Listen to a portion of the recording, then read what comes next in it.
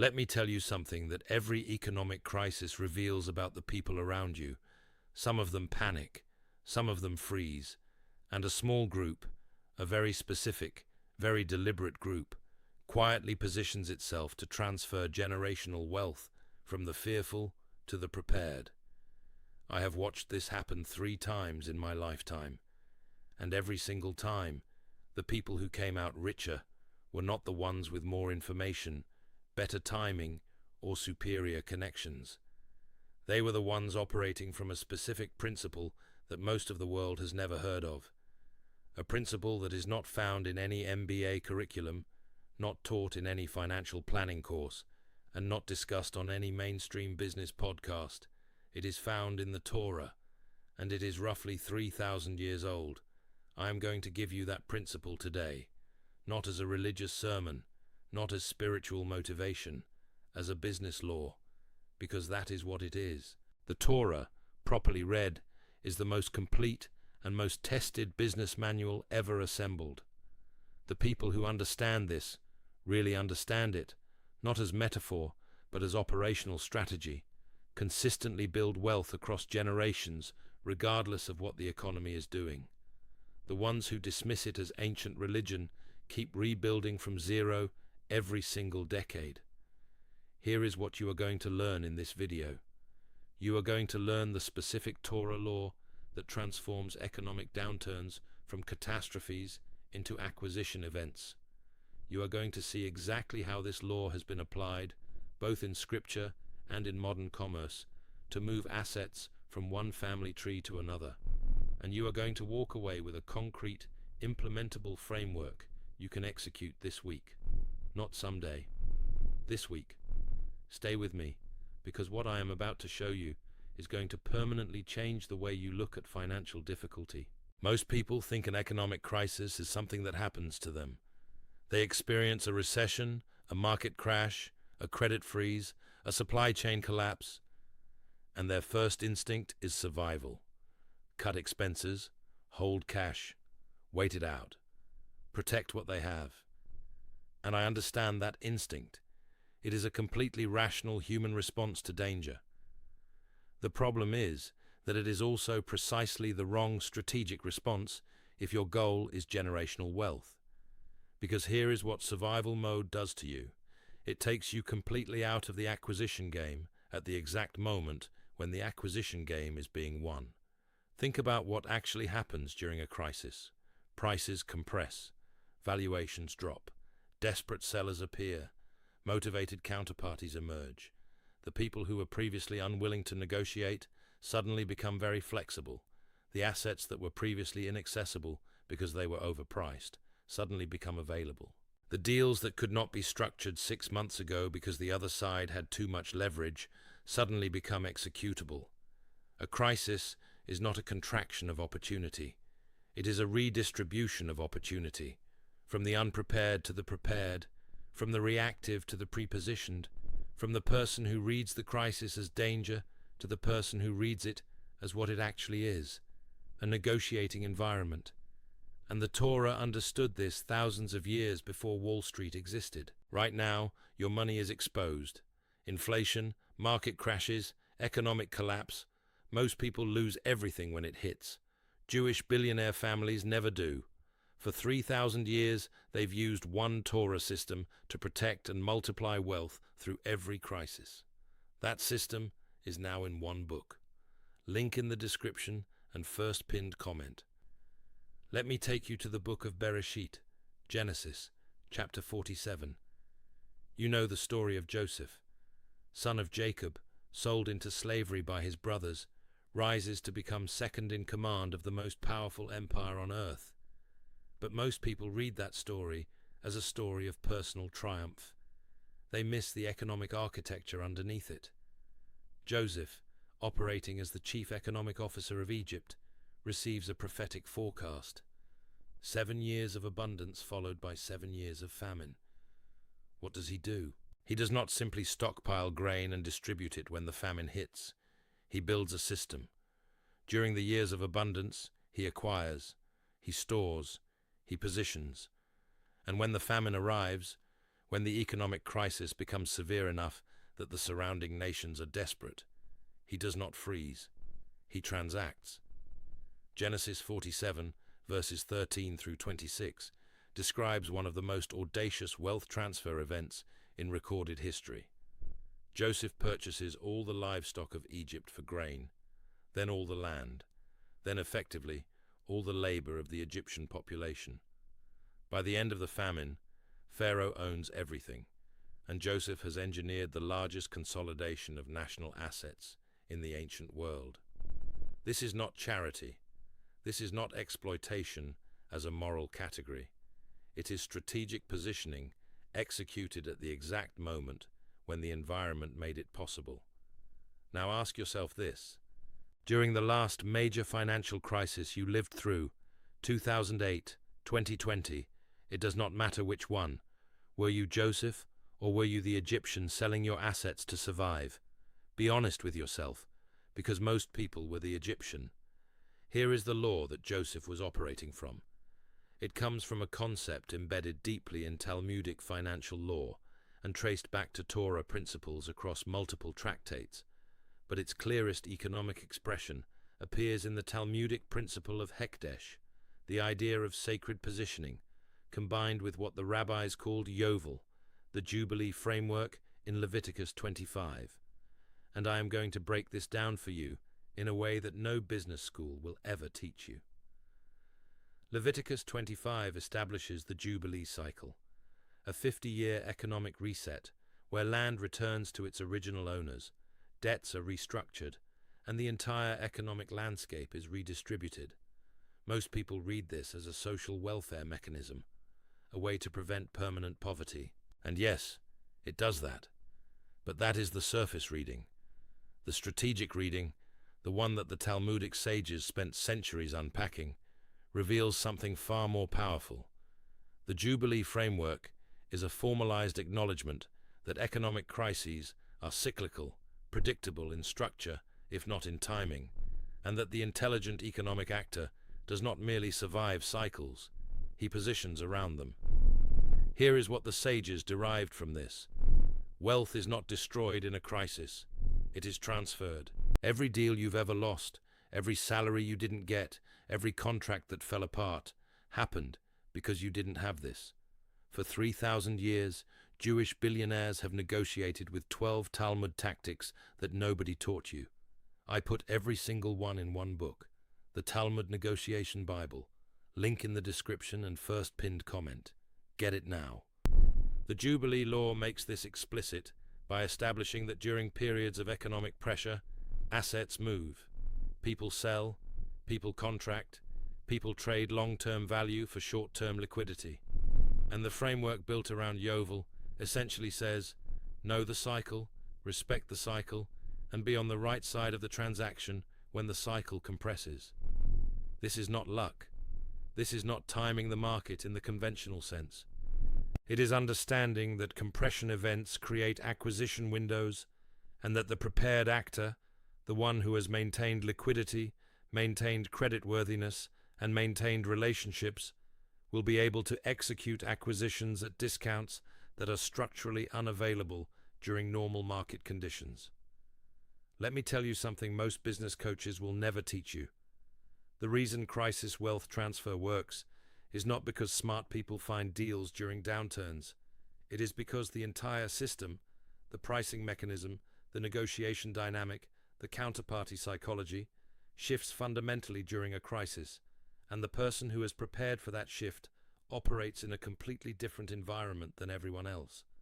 When the market is hot, every seller has options, every counterparty has leverage, every negotiation has friction. When the market contracts, the seller's options collapse, leverage moves to the buyer, and friction disappears because time becomes the enemy of the seller, not the buyer.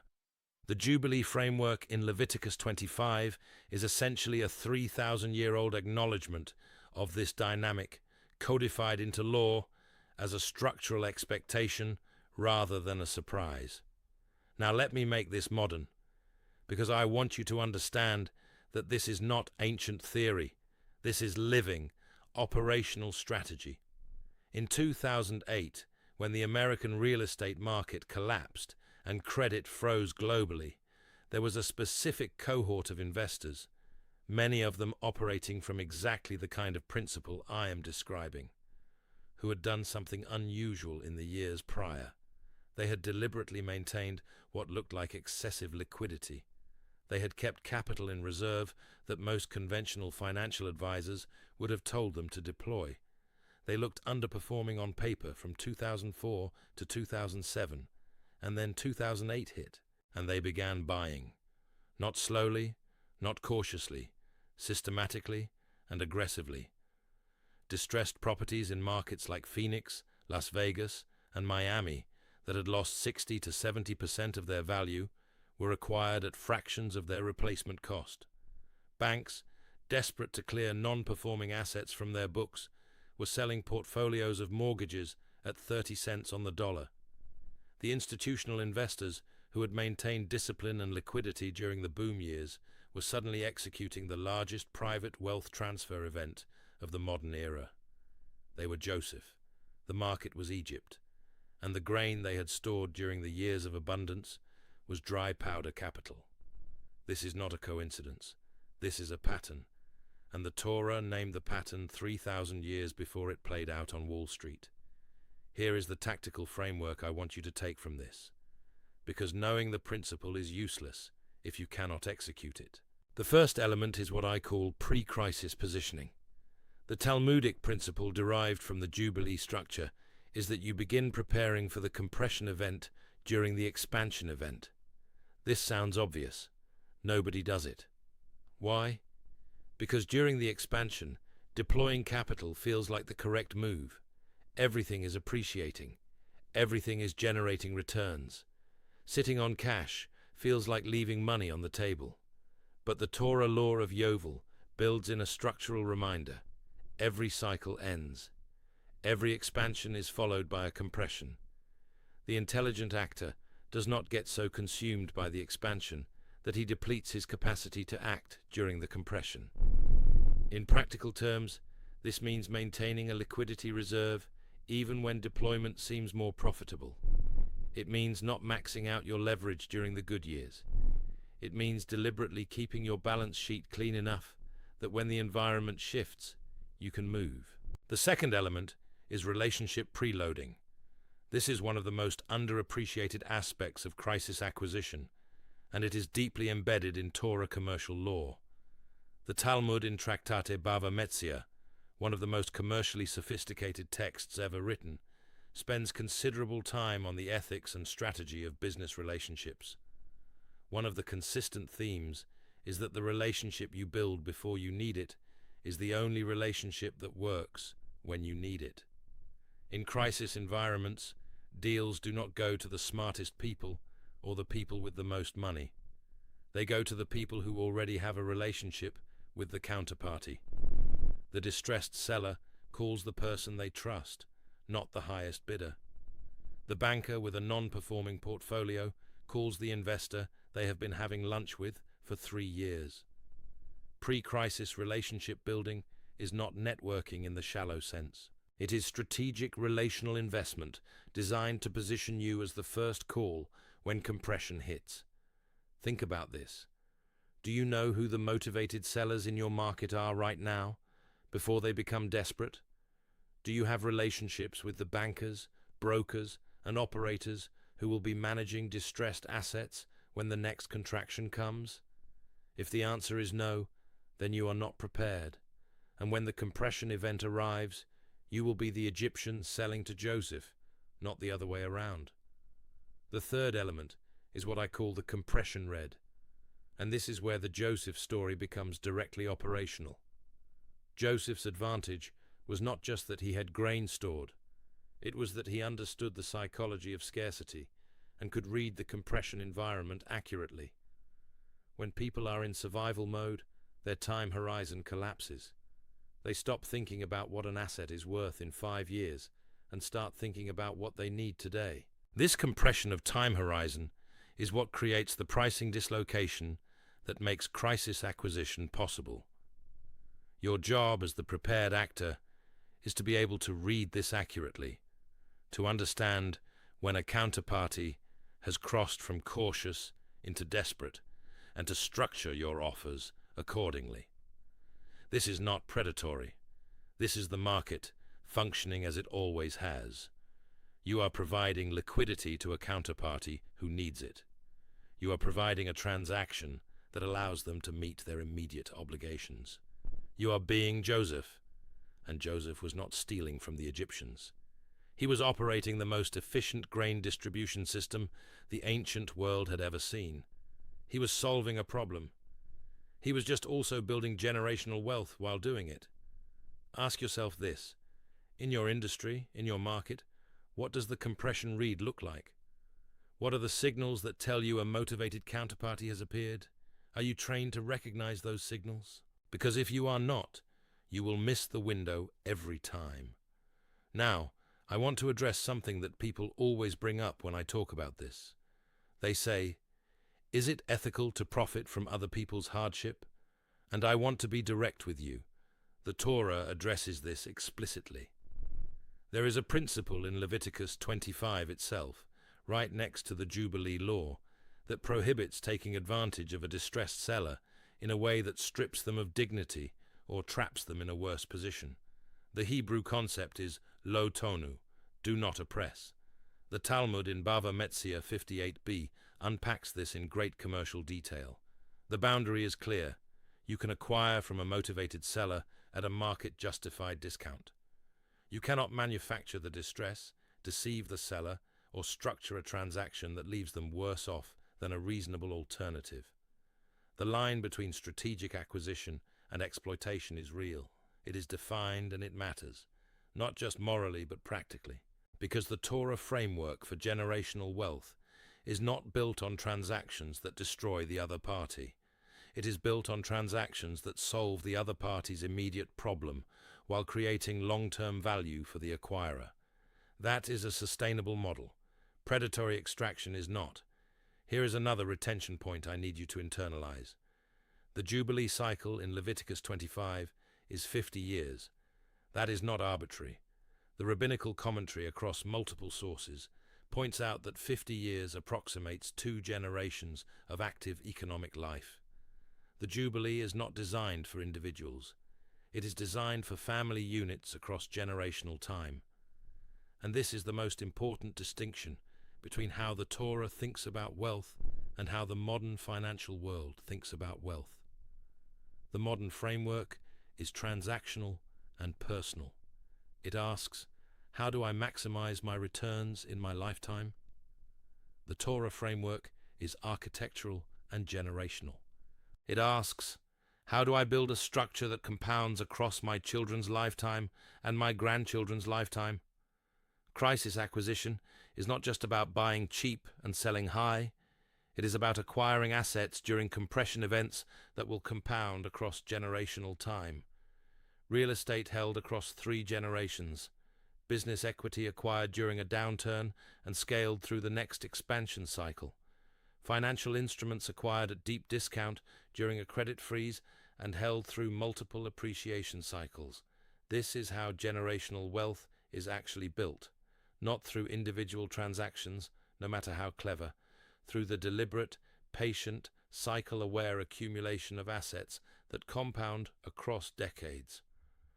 Let me give you one more concrete example of how this plays out in the modern world.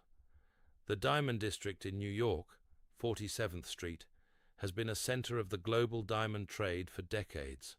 The businesses operating there have survived multiple economic crises, multiple contractions in consumer spending, multiple disruptions in the luxury goods market, and the ones that have survived and grown across generations have done so through exactly the mechanism I am describing. During the economic contractions, 1987, 2001, 2008, 2020, the established players with strong balance sheets and deep relationships in the supplier network used the compression environment to acquire inventory, relationships, and market position from distressed competitors. They did not simply survive the cycles. They used the cycles as structured acquisition events. and the families that have operated in that district for 3 or 4 generations have compounded their wealth through each crisis, not despite the crises. This is not luck. This is the Yovel principle in active operation. Here is what I want you to do this week. Not this year, this week. First, assess your liquidity position right now. What percentage of your capital is accessible and deployable within 30 days? If the number is below 20%, you are not positioned for crisis acquisition. You are positioned for survival at best. Start building that reserve deliberately. Second, identify 3 people in your market who will be the most motivated sellers or counterparties in the next contraction. They may not be distressed today, but you know the cycle. Start building the relationship now. Lunch, a phone call, a referral, a genuine value-adding interaction. Preload the relationship before you need it. Third, define your compression read criteria. What are the specific signals in your industry that tell you a motivated counterparty has appeared? Write them down, not as a vague concept, but as observable metrics. What price level, what news event, what financial indicator tells you that the acquisition window is open in your specific market? If you cannot write that down, you do not have a strategy. You have a hope. The Torah law I have given you today is not spiritual advice. It is a structural framework for how wealth moves across economic cycles, codified 3,000 years ago, verified in the book of Genesis through the example of one of the greatest economic operators in recorded history, and confirmed every single time a major crisis has redistributed assets from the unprepared to the prepared. Joseph did not get lucky. He built a system. The Jubilee framework did not exist to be fair to the poor. It existed to acknowledge, in the structure of law itself, that cycles are real, compression events are inevitable, and the actor who prepares systematically will always be positioned to execute when the environment shifts. Recapitulate. The Torah law is this: wealth is not destroyed in a crisis. It is transferred. The transfer goes from those who did not prepare to those who did. Preparation has 3 components: maintained liquidity, preloaded relationships, and a defined compression-read framework. These are not passive strategies. They require deliberate, sustained execution during the expansion phase, when everything in your psychology tells you to deploy everything and ride the wave. Discipline during the expansion is what buys you dominance during the contraction. Do this now. Audit your liquidity. Build 1 new strategic relationship this week. Define your compression triggers in writing. If you do those 3 things before this week is over, you are more prepared than 90% of the business people around you. And when the next compression event arrives, and it will arrive because the cycle always continues, you will be positioned to execute instead of positioned to survive. If this is the kind of thinking you want more of, Torah applied to wealth, not as religion, but as operational strategy, subscribe to this channel, because I have a library of these frameworks. Most of them are not discussed anywhere else. They are sitting in Talmudic tractates and Torah commentaries, fully operational and completely ignored by the modern business world. I am here to translate them. Subscribe, and I will keep delivering. The Torah is not just a holy book. It is the oldest, most tested business manual in human history. And now you have 1 more page of it.